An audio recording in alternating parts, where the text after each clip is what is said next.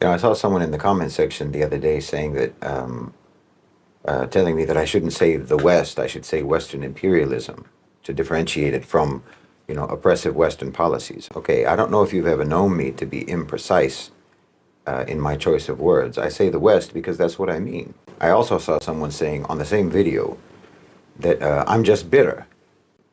How astute of you. Of course I'm bitter. I'm a Westerner. That means that I was taught a fictitious story my whole childhood about the West. And I didn't actually get any sort of decent education until I was an adult. And it wasn't provided to me. I had to search it out. I had to find it out. It was hidden from me. And what I found out was that I actually come from a civilization that never civilized. I came from a so-called civilization that is identical to abject primitivity. I came from a so-called civilization that's what you would expect from people who were raised by wolves. It's like your culture was dropped on its head as a baby. The brain of this so-called civilization has a deformed amygdala. The prefrontal cortex of the Western mind is missing. It's like a psychopath. So yes, I learned that I came from a so-called civilization, a so-called culture, that completely failed to develop. We're like the moronic bully in school who pushes people around as a kid, never pays attention, never learns, never studies, and never changes. So that everyone that he bullied, eventually surpasses him in adulthood, in every conceivable way, in maturity, in skills, in knowledge, in intelligence, in career, in health, in relationships, in everything. While he remains a stunted man-child who nobody can stand, no one wants to be around. Well, that's the West. Every Westerner has been deprived by their ancestors of a history that they can be proud of. A history that gives them a chronological record of their development, their advancement as a people. Because the West is just as primitive, just as barbaric, just as shallow, just as selfish, petty, deceitful, and immature as they were 3,000 years ago. So I say West because I mean the West. You can't divorce imperialism from the so-called civilization that imperialism emerged from. This isn't even just about the endless crimes of the West against the rest of the world. No, I'm talking about the whole so-called culture, the so-called civilization that has utterly and miserably failed its own people. You literally had to suppress everyone else, oppress everyone else, burn, loot, and destroy everything that everyone else had, everything that they built, that everyone else built, everything that they accomplished, just so you could try to make your so-called civilization look developed, only by de-developing everyone else. You had to tie their hands and feet just to pretend that you could beat them in a race. And again, it's just like some dumb bully in school who cheats on his test, cheats on his homework. Okay, you'll get an A on the test, but you're still dumb. And you won't progress educationally at all. That's not going to benefit you. Your appearance of knowledge on a test you cheated on is short-lived. Whereas you can lock the smart kid in the gym locker, but he's still the smart kid. I mean, imagine, you go all around the world and smash up everything that other civilizations built, loot what they built, pillage, steal, even steal their ideas and their concepts and their philosophies. And then you sit on top of this mountain of stolen goods and declare yourself to be rich because of your own merit. And imagine telling this lie to your children, to your own children, to your grandchildren, generation after generation. How do you think that's going to go? You didn't invest in creating actual merit. You cheated, you lied, you stole, you brutalized. And then you tell your own people that everyone else in the world has nothing and you have everything because of how much better you are than everyone else. How long is that lie sustainable? I mean, these are people who actually have civilizations, who actually created and built and accomplished and didn't just pillage and plunder. And there's still those people today, even though you have oppressed them, they're still those same people. And you're still the way you are. Wallahi, the West let its people down. The West let their own people down. I mean, a good example actually is African Americans.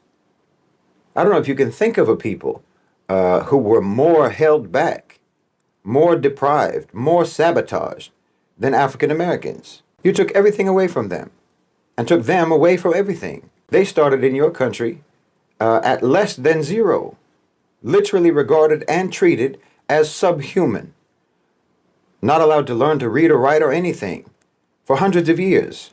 But you see, they come from a people of accomplishment to one degree or another, not a people of piracy and theft and appropriation. They come from a people who created and built and developed in their own countries, in their own land.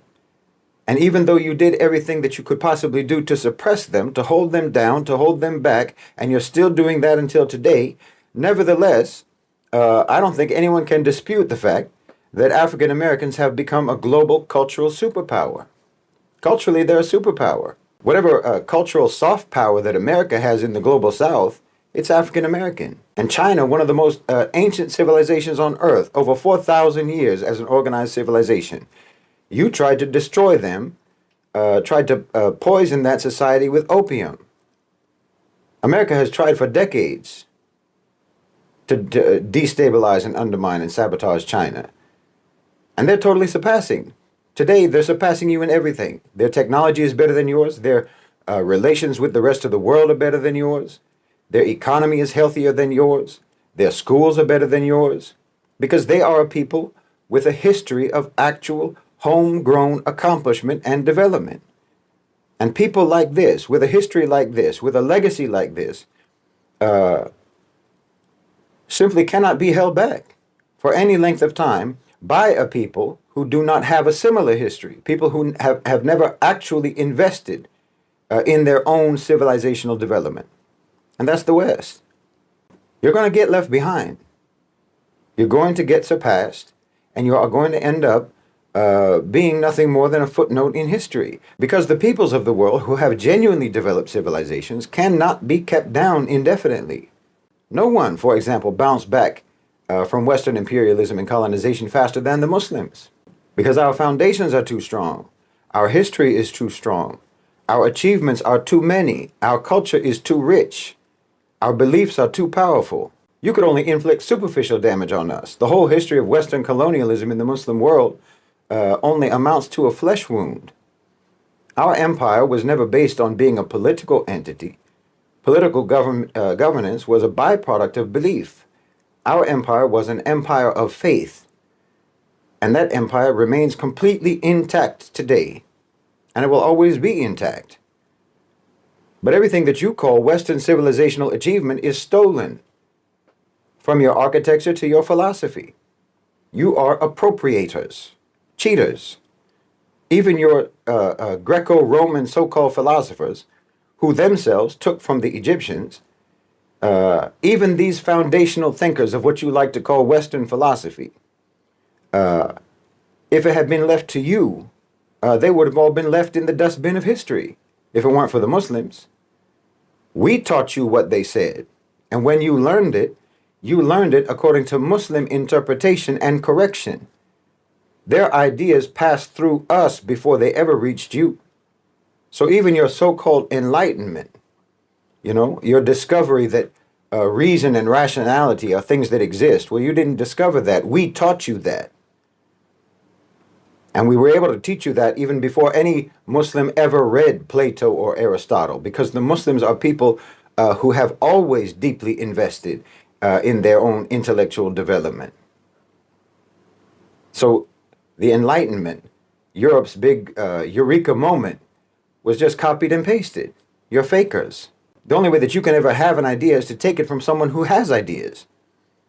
And you've been historically incredibly stubborn about not developing, not maturing, not civilizing. It's really remarkable.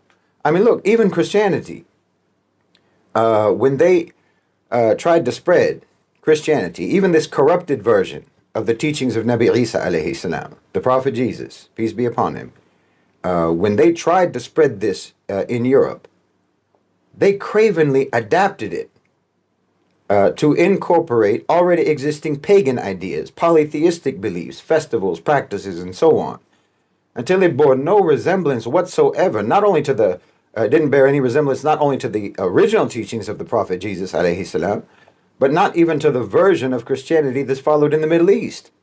Your Christianity was just a repackaging of paganism. Because again, you are dead set against developing. You're dead set against developing intellectually, spiritually, morally, and in every other kind of way. I'm telling you, your ancestors have betrayed you.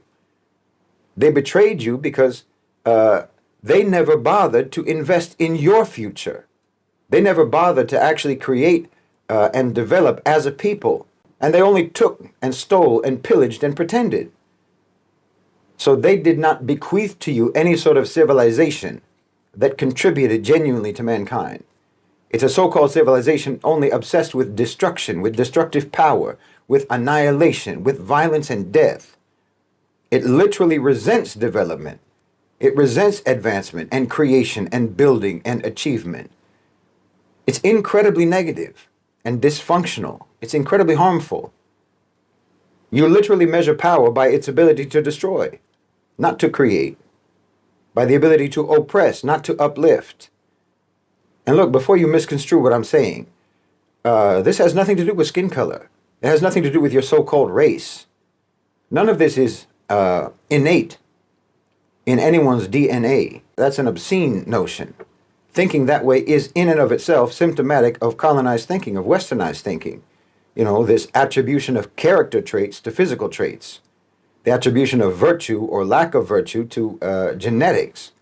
Attributing spiritual qualities to superficial qualities. No, this has nothing to do with that. This is about culture. It's about the legacy of a culture that never matured. A legacy left to the descendants of people who thought predation and pillage was better than creation and innovation and knowledge. A legacy of underachievement as a so-called civilization that thought the ability to take from others was the same thing as merit. A culture that does not understand the importance of the means, but only values the ends, and thinks that if they can acquire the desired ends by vicious means, then they're the same as a culture that can achieve those same ends by honorable means. Like I said, it's just like a cheater. You know, it doesn't matter how I win the race as long as I win. That's the Western attitude. So even if I win by chopping off the legs of the other participants, I can still consider myself to be the best and fastest runner. You see, even if I'm not genuinely an athlete, even if I'm not actually even fast, even if I never trained and I have no discipline and I have no ability, I get to call myself an Olympic champion as long as I can get that gold medal, even if the way that I get that gold medal is by shooting the actual winner of the medal and stealing it off his chest. Everyone has to praise me as a great athlete now because I have the medal. This is literally the Western mentality. That's a failed culture. It's a culture that has failed its own people. But yes, this is not innate. It's not inherent. It's not about white people. I mean, just terms like this, white people, black people, and so on, as if any people are actually literally white or literally black. You came up with these terms just to try to impose the idea that these are opposites, even though all people are actually just shades of varying degrees. You wanted to trap people by these fabricated definitions, these oppositional definitions, but it's all stupid. Again, this is your biggest contribution to humanity that really came from you, imposing a color code on the human race. No, I'm telling you this so that you can recognize that your ancestors failed you. Your culture has failed you. Your so-called civilization has betrayed you. And you should try to come to terms with that fact so that you can potentially free yourselves from it. Because as I've said many, many times, your own so-called civilization mistreated you before it ever became powerful enough to mistreat people outside the West. They brutalized you and they brutalized your ancestors long before they ever reached out beyond their borders and started brutalizing everyone else. And even when they did reach beyond their borders to brutalize everyone else, they didn't stop doing wrong to you. And the worst wrong thing that they've done to you is to make you think that you're supposed to be proud of this history, proud of this culture, proud of this so-called civilization that has left you completely unprepared for living harmoniously with the rest of the world, living harmoniously with all of your brothers and sisters on this planet. This so-called civilization that did not cultivate in you morality or manners or sincerity or virtue or honesty or maturity or mental and emotional stability, not to mention spiritual peace and stability. It's a cutthroat culture. It's a barbaric culture, and it has left you completely at a loss as a people. And yes, it has made you despised, it has made you blamed, and it has made you resented because of your history and because you keep repeating that history with every new generation. See, when I say things like this, Westerners get defensive, and that defensiveness is symptomatic of exactly what I'm talking about. They'll say, let's not dwell on the past. Okay, let's not. Let's look at right now, today. And you try to show me how today is any different from the past. And this is why you get defensive. Because you know that when I talk about the crimes of the past, you can't with any honesty disavow the crimes of the past because those crimes are ongoing. And those crimes are protected precisely by your defensiveness. Well, this is a catastrophic trap that you're in. And you have to get out of it before you sink into oblivion. And no one can help you get out of it. No one is obliged to try to help you get out of it. You have to do it yourselves. Which again is not something that your whole culture or your so-called civilization has ever prepared or equipped you to do. That's what I mean about how a cheater ultimately only cheats himself. You know, when you're a plantation owner and you lose your slaves, well, you lose your crops as well, and you have nothing because you never learned how to grow anything yourselves. You're not farmers. You're like the king in Hamlet, who knows that he can never sincerely repent for his crime because he retains the crown for which he did the crime. And you don't want to relinquish your ill-gotten gains. You don't want to give up that stolen crown. So you get defensive instead of repentant. And there's no solutions for you in your own history. No return to traditional values or what have you. No, that's not going to help you. I mean, trying to go back and emulate the very ancestors who failed to build a genuine civilization and who set you on the very path to oblivion that you're on now, that's not a remedy. So-called Western civilization is a myth, and you're not going to find any solutions as long as you hold on to any belief in that fiction. Your history does not contain any guidance for you, except insofar as it shows you very clearly how not to be. You need to stop digging in those empty pockets. I mean, if you dig into the pockets of Western history, all you're going to do is get your hands stained with blood. Like I've talked about before, your history, your origin, in the wilderness of Europe, it was harsh. You were in a harsh environment, cold and formidable. And you took the attitude, your ancestors I'm talking about, took the attitude that violence and dominance were the only means for survival. And this attitude pervades all aspects of your culture, from colonization to marriage, from international relations to relations between the sexes. You can go as deep as you want analyzing that society, Western society, and you can see how this primitive attitude manifests on every level of that society and that culture. And then there's all the lies that you have to tell each other and tell yourselves. Because the West eventually did encounter genuine civilizations, and so they wanted to pretend that they too were civilized. So they espouse all these values and principles and so on that they never adhered to and probably and don't really even understand. And this is where so much of the cognitive dissonance comes from. Because yes, you do have an untarnished human nature, what in Islam we call the fitrah, the intrinsic good human nature that's buried inside you. And that conflicts with your society, it conflicts with your history, it conflicts with your actions, and it conflicts with your ideologies. And you have two ways to try to deal with that conflict. Either you actually resolve the conflict, or you just plaster it over with propaganda and indoctrination and lies.